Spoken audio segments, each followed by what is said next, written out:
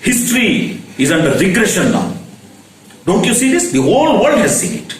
Everybody, starting from Gandhians to Lohiites, to left parties, progressive intellectuals, non-party intellectuals, fighters, everybody has said, are you alive to the national situation? You have been unable to conclude the most important question before your party, whether fascism is there in India or not. What are you analyzing today?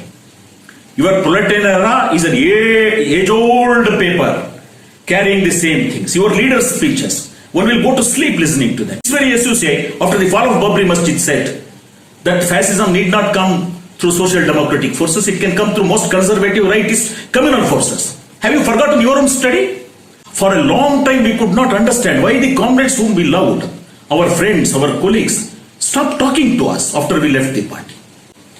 Because such a poison has been created, such venomous atmosphere has been created, that to talk to us is wrong. But your own insecurity, your love for your kith and kin, blind love, the attempt to cover up all their mistakes, pushed you to such a corner that every ethical fiber in your personality was mutilated.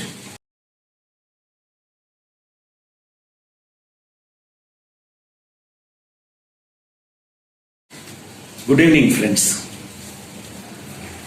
Namaste, everybody.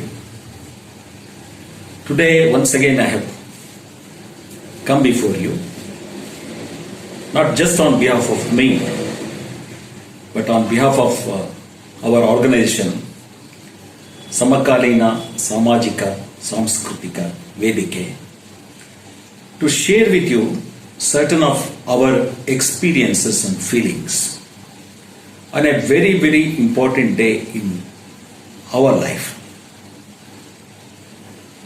It's 4th of July. On the 4th of July, 5 years back,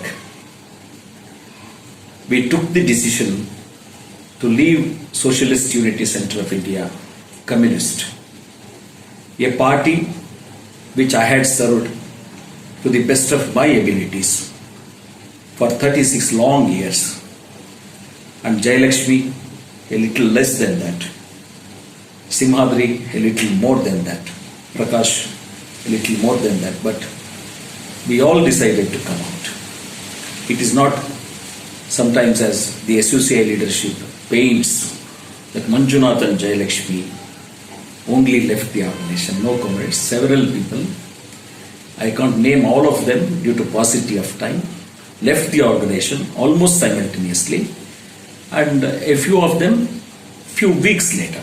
It's a big batch of comrades, many of them seniors. We came out, and gradually many more have joined us.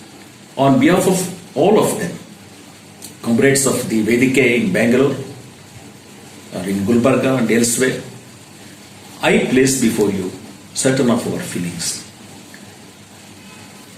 Those feelings which we have felt very seriously and we feel like sharing with all the young comrades and friends, social activists, because we have a certain obligation to share it. There is no other purpose. Now, many a time we hear that if you come out of the party, your future is dark and you become inactive. One of our leaders in Bangalore even described that when you leave the party, you become worms. We have become neither worms nor serpents. I think we have become more rounded human beings living after leaving the SUCI. I will tell you the reasons for our conclusion a little later. But first of all, how is life after coming outside the party? Is it easy? It's not easy. It's not easy. Once you have worked for 36 years in an organization, when you get up early in the morning, your legs will tend to take you towards the party office. You are at home in that atmosphere with those comrades. You have been accustomed to a certain style of work and a routine.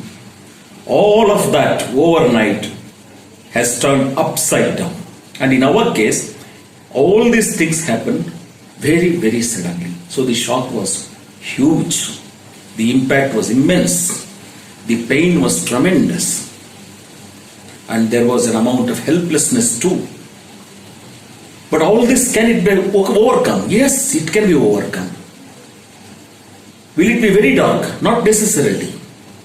Firstly, when we came out, there were friends with us who made things very easy for us. I thank all of them.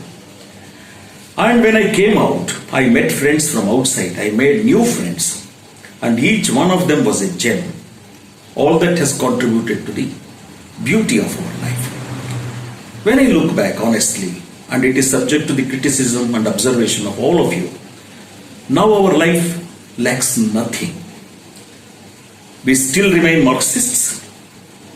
For those who do not understand this concept that outside the party you can still be a Marxist, you can still be working for the cause of communism, who do not believe it, we will explain it a little later. But first things first, we are active, we believe in Marxism, we are very happy, we are contented with what we are doing, but we are ambitious, we like to do much more for society, and we are still healthy, we are alive and kicking, we have dreams, we have enough initiative, we have the discipline to carry out our dreams into reality. Well, my friends, how is it financially? We walked out just with the feeling that we are challenging this party, that coming out of you we will live. At the age of 16, we declared to everybody, whoever questioned our decision to join SUCI, we told them that we will live and we will be fighters. Many of them laughed, many of them did not believe, but we did what we said. We built up the party from the scratch in Karnataka. Anybody who doubts it, contests it, is invited for an open debate. We built it from the scratch. It's the truth. And we challenged every critic that we can build. So also when we walked out, the slogan was same, we can live under the tree, we can starve, but our convictions, our belief, our confidence in ourselves will not be shaken. We will stop at nothing. And I can modestly say, we have compromised nowhere, we haven't joined any party, we haven't received a single farthing from any political party, any NGO, any government organization, unlike many others who boast but receive funds. We have done no such thing. We have fought our way. We have built the organization, whatever little we have, with the donation of friends, comrades, supporters. We even have a small office. I am speaking from the studio of our office. Its rent is neither very heavy nor very low, but our friends have maintained it. Thanks to them, all this is happening, and it will continue to happen. But if someday we don't have an office, again we have to work from under a tree, no problem, comrades. We believed that we can work even from a jail. That was the conviction. That conviction is unshaken. We are not the kind of people who exist like viruses. They are active and alive when inside an organization. Once they go out, they are involved in family life, they build property, they settle their children, come back and after post-retirement claim that they are revolutionaries. No. We worked in an organization till the retirement age, and now we have come out and started our second life, a second innings, and we expect that this innings will be more adventurous, more beautiful, and more enchanting a journey. Comrades, in all these 5 years I have translated lakhs of words, many a time up to 2,000 words, 3,000 words, because that's income for me. I have written new books, but all this along with organizational work, working for various organizations, whichever left organization has called us, whether me or Jayalakshmi or Prakash or anybody, we have participated in struggles. And we have made a decision that those struggles will not be photogenic demonstrations of the Mysore Bank type, that just a token demonstration against petrol or this or that, shout a few slogans and go back. But in real struggles, we will take part to the best of our ability. We will even create opportunities for struggle. We will take initiative. We have done all that. Hardly my income has been 12,000 a month. Jayalakshmi same. She worked in a college for a while. She gave up for practice and then Corona consumed her practice. Zahida works in a firm for a small salary. And now my son, the best part of it, is being a student. He has become a chess coach. He maintains himself, sometimes helps us. So we feel nowadays as if we are millionaires. No bad habits, nothing to squander money upon. In fact, we look after ourselves and contribute for our own organization, including funds. We collect from others. So the moral of this story is that this point that those who leave the party become inactive, become useless, become family minded is bunkum. It's a cock and bull story told by the leaders to keep the flock together. Nothing else. And anybody, I have two bank accounts, one in Tyagaraja Cooperative Bank, one in Canara Bank. Jayalakshmi also has similarly, one in SBI, one in Canara Bank. Any of you are free to come and check our accounts anytime. This is not boasting and this is not something extraordinary. I believe a social worker should be really transparent in his life. Any property? I've heard very peculiarly that our SUCI comrades, who should be the epitomes of culture, moral values and all the umpteen number of things they claim, they have become very big gossip mongers, telling that Jayalakshmi got a property. Maybe grandfathers or whomever, they know better. They have propagated. Comrades, friends, there is not a cent of land in my name, Jayalakshmi's name, Zahida's name, Sujay's name or anybody. Whatever we earned and saved, we have saved enough to pay back the loans of our friends who do not ask for it, but we have to pay back. And when they refused to take back immediately, we took a house on lease so that with bare minimum we can live and struggle. But for this there is no property. If any SUCI comrade is in need of it, he can come and ask us. If possible, we will help them if they deserve as social workers. But let them not talk that we have property. If we get them, surely we can help them. If we get the property, they can come to us in distress. I am saying this a little sarcastically, I know, because it hurts when people who stayed with you like sons and daughters, like brothers, and when we have given the best part of our life, our youth, to a party, to build it. Many leaders have avoided many struggles. They have not even gone to villages. They have not gone to slums. Shall I name them? The topmost leaders. We went everywhere. We ate everything that they offered. If required, we didn't starve much, but when required, we did. We were not this kind of modern revolutionaries who will order food from Dunzo, who will take from Zomato, who will take from what else? Morning, afternoon, night, going for costly meals, rare meals. Not Dunzo, Ganji what we call. Just gruel, lived on it. Nothing to boast of, not only me, many comrades did it. There is no point on that. But today, I am ready to compare my style of life, my expense, my budget with any of those leaders. Are they transparent? Can they come clean unlike me? What's the property being made? How much is being made? How much is being purchased? Can they make a clean breast of it? Don't think so, comrades. I can make a clean breast of it. That I am poor is neither a matter of shame nor a matter of boasting. For a social worker, it's a matter of fact. Unless and until these kind of dirty accusations came, we wouldn't have talked about this financial situation. But have they stopped at it?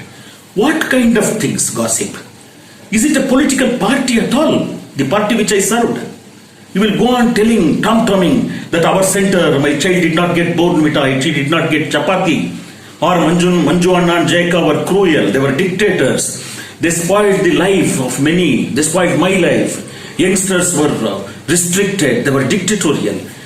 What kind of a tongue can speak all these things when till the day we left the party, you people praised us to the skies? You are fawning over us. What kind of sycophancy is this? Does it remind you of the experiences of the international communist movement? that till yesterday Stalin is a hero and a new leadership comes and all the people change their colors. This raises very, very serious questions about the communist movement itself, the democracy or lack of it inside, the lack of backbone among the comrades. Talk big of moral backbone. The most important backbone is honesty, sincerity and courage of conviction. Why I say this? I say this now. Once for all I have written it and I will again declare it in this video. I will go on record that every lie that you have said on us, even on our character, yes, the dirtiest slanders have been made on our personal life and character, I know it. For a long time we could not understand why the comrades whom we loved, our friends, our colleagues, stopped talking to us after we left the party. Because such a poison has been created, such venomous atmosphere has been created, that to talk to us is wrong. Why? They have done this, that. Does it suit you, comrades, that you sit in general body meetings, in committee meetings and pour out all these things? Somebody says 5 years back I knew, somebody says 10 years back I knew, somebody says 20 years back I experienced it. Don't you feel any kind of shame in talking like this? If you knew, couldn't you fight? And I will come to a very, very important thing.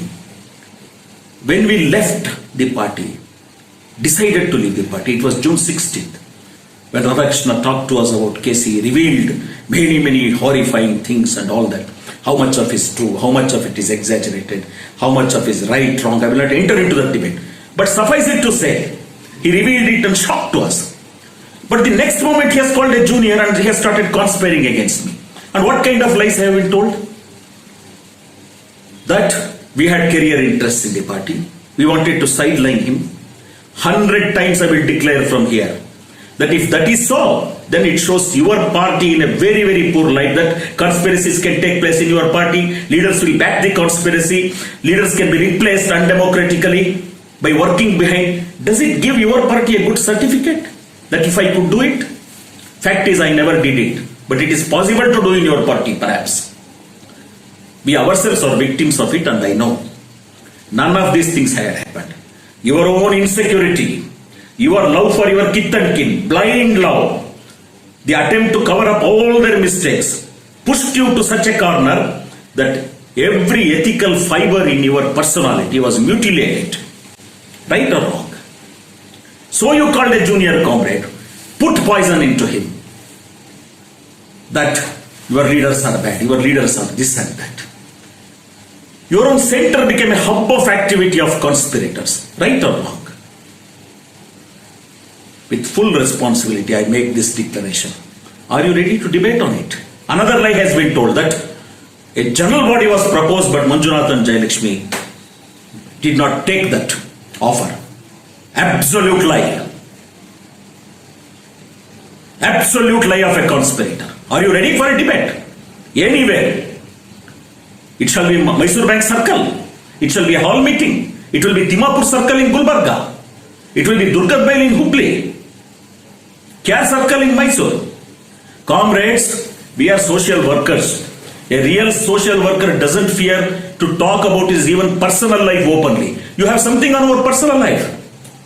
Don't do hush and tasteless way with your juniors inside four walls. Come out. Speak up your gossip. And let us have a debate. What was the party? What happened? How the leader tried to save his kith and kin, and when he couldn't, he became angry, started conspiring for 2 months, 3 months, and the original conspiracy stretched into years. Now come back to another important point. After all these Pravash Ghosh issues, a very beautiful certificate to both me and Jayalakshmi in his letter, immediately after we left the party, perhaps October 12th. We left on September 22nd. I have the letter, I have posted it on Facebook, I can again bring it before you. What does he say? He says Manjunath and Jayalakshmi were invaluable comrades. That I could not retain them is the pain that I will carry up till the last moment. I will carry it to the grave. Comrade Pravash Ghosh, if you believe it, why didn't you stop all this nonsense that has been going on till now? Do you believe that we were great assets to your party? Do you still carry pain right up to your grave that you could not keep us inside your party? Then you have become so incapable of controlling the Karnataka comrades, is it? Which is true, comrade? Is Pravas Ghosh true or the Karnataka comrades true? And how Karnataka comrades, after such a declaration of Pravas Ghosh on October 12th letter, continue to slander us? Then, is it a case of you keep consoling them, General Secretary of the party, see that minimum damage is done to the party by appeasing Manjunath and Jayalakshmi, but we will try our best to take over the organization, to convince the comrades that those who left were villains and vamps. Was it a division of labor between you two? Answer? You have any answers for this? Not just on October 12th. Pravas Ghosh came to Bangalore in January. He talked to all of you for 8 days, did not give us a hearing. Did not give hearing to anybody who would have talked on behalf of us. Prakash Aras demanded a hearing, it was not given. He went back. He says he was sick. He had told me over phone repeatedly that he will come to my house, meet me and Jayalakshmi. He did not come. Okay, we shall not doubt an old comrade, veteran comrade. Maybe he was sick. He has gone back. But after going back, what did you do? Did you continue your talk with us? Did you attempt? No. But even in March, you wrote a letter to Zaida. Again, you praised us to the skies. After collecting all the complaints in Bangalore, after talking to all the conspirators, all the innocent comrades, taking all these complaints, again, you were butter and honey. In March, when you wrote to Zaida, then Comrade Pravas Ghosh, which is true? Your feelings are true, or the Karnataka comrade slander is true? Are you standing on truth, or are you standing on falsehood? You will not answer, but let the people, the comrades, supporters, people outside the party judge this. We are ready, including our personal life. I am declaring again and again. Any open discussion, dirtiest thing you want to tell about us. If we have done a mistake, we will be the first to accept it, not like your party. Your party never accepts any mistake. Okay, all this is over. But I was telling you that one can be a Marxist outside SUCI. Very much. Because we have very grave doubts about the Marxist nature of SUCI itself. SUCI has fixed its own yardsticks to conclude what is a genuine communist party. According to its yardsticks, it gives itself the fullest marks and declares itself as the genuine communist party. This is not the kind of examination you will see in any part of the world. The student fixes the paper, the student answers it, the student evaluates it and declares himself as first rank holder. That is the way SUCI works. But if you go by the Leninist yardsticks, the most important thing is, what is Marxism? Marxism is the concrete analysis of the concrete situation, as you taught us. Do you have complete analysis of concrete situation? What are you analyzing today? Your Proletarian Era is an age-old paper carrying the same things. Your leaders' speeches, one will go to sleep listening to them. Please don't mind my harsh words. I mean nothing bad about my former leaders. We still respect them for many of their qualities and we are grateful for whatever they have done for us. But tell me, does your speech carry anything new for the comrades? Comrades are all very good people. They sit through your discussion for 1.5 hours, 2 hours, 2.5 hours, which actually resembles the pravachan of a satsanga. Comrades don't lie, comrades don't steal, comrades work hard, comrades leave your families. This type of talk, is it the talk of a communist party? Are you alive to the international situation? Are you alive to the national situation? You have been unable to conclude the most important question before your party, whether fascism is there in India or not. You are still taking recourse to the age-old definitions of fascism and you make distinctions, administrative fascism, all-out fascism and all that. Cock and bull story. The most important fact is, are you not facing a very, very desperate autocratic regime which is taking away all the democratic rights, riding roughshod on the life of common people, and most communal elements have been encouraged? History is under regression now. Don't you see this? The whole world has seen it. Everybody, starting from Gandhians to Lohiites, to left parties, progressive intellectuals, non-party intellectuals, fighters, Everybody has said, what is the character of this regime? It is fascist. But you don't say this. Why? You are afraid. Are you afraid? Are you afraid to take on the Parivar? Appears so. And most dogmatic party. It cannot change its decision. But for your information, I tell you, this very SUCI, after the fall of Babri Masjid, said that fascism need not come through social democratic forces, it can come through most conservative rightist communal forces. Have you forgotten your own study? And in 1986-87, Nihar Mukherjee toured the entire country. Against what? Congress. Congress, not this autocratic, not this dictatorial, not this communal. You can go on digging up, inventing arguments that Congress was also communal, this and that. Congress also brought black hats. Comrades, we are tired of listening to this type of stories. All that is true. Congress is very, very dirty. Congress is very anti-people. All that is true. But is it comparable with a fascist party which has got a fascist organization and a fascist ideology? And today, that has got power all over India and that is backed by corporates. How do you compare it with Congress? It is incomparable. But every minute you will criticize Congress. Why? Fear of BJP, no? This type of political stance helps who? Who will be most happy with your political stance? Anyway, this is how you have failed miserably in understanding the most important aspects of national situation. But it doesn't stop there. You have the most reactionary stand on LGBT issue. When we were in the party, we all wrote, myself and Jayalakshmi, we wrote specifically quoting literature, that this understanding of you about LGBT is old. To what extent you have gone? You want it to be criminalized. Is there any single political party today in the world, let alone a communist party, except very conservative religious groups, which says that to be gay, to be lesbian is a crime? And can you really hand over such people to police, whether inside your organization or outside of your organization, when you come to know of such things? Are you consistent? No. What's your stand on many other issues of national importance, on capital punishment? Even after decades, you are unable to decide. Your central committee is in atrophy. It is absolutely functionless. It cannot decide on anything. I have even attended this extended central committee meetings. With full knowledge of how it functions, I will tell you. Nobody has an opinion. All look at the leader. So, comrades, the most important function of a communist party, to be alive to the situation, to give concrete analysis of concrete situation, is absent in your party.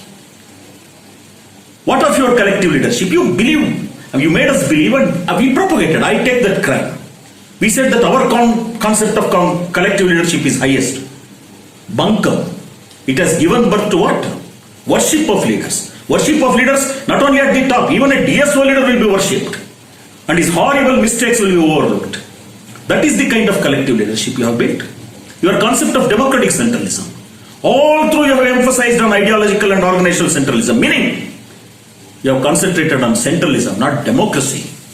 Democratic centralism was supposed to be a fusion between democracy and centralism. You can qualify it as proletarian democracy, but still democracy. But your understanding of submission is absolutely feudal.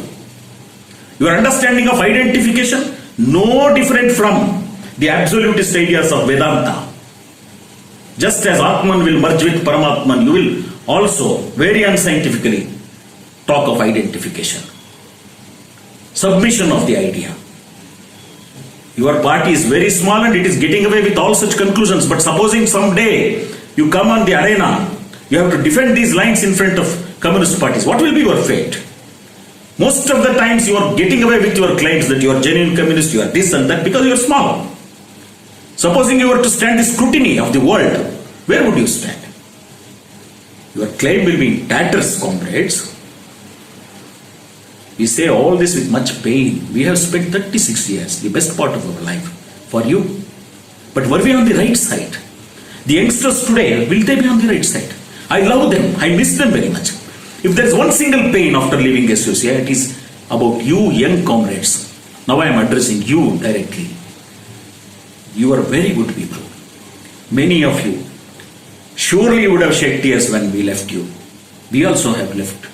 We have also shed tears when we left. Neither I can blame you nor you can blame me. It was an unfortunate tragedy of the party. When our leaders fell, the whole thing, our image of the party, our illusion about the party started disintegrating. The land was slipping from under our feet. So we had to leave you. But today I ask you, you are good, but you are blind. You are stark blind. The democracy inside your party works when they want to target somebody. They will give you permission to criticize him or her. You will all weep and say that all this happened, comrade. And you criticize whom? Not the existing leaders. Always you will criticize those who left. But the moment you try to criticize the present leadership, you will understand the limits of your democracy inside the party. Anyway, SUCI claimed that they have concretized Marxism in Indian soil. A very big claim. Very, very big claim. Your understanding of history, where is it? CPI, CPM, Naxalites have contributed a lot of historians. Have you? Have you contributed a musician? Have you contributed a storyteller, a writer, a painter? Where is your contribution? What concretization you have done? CPI, CPM have done a lot about Indian history, about Indian philosophy. Where do you stand? So no illusion shall be there about SUCI, and no pain about leaving such a party. Marxist methods of study have been pursued by many people outside the party. Even, for example, Maxim Gorky was not a member of the Revolutionary Party. Even at the time of revolution, he was not a member of the party. He had some other organization which also participated in revolution. And even post-revolution, he was never a regular member of the party. These things SUCI leaders do not discuss. They just tell some parroting of words that a revolutionary party is a must for revolution. And undoubtedly it is so. Revolutionary party is required. But which is that revolutionary party? And why do you think that there will be only one revolutionary party?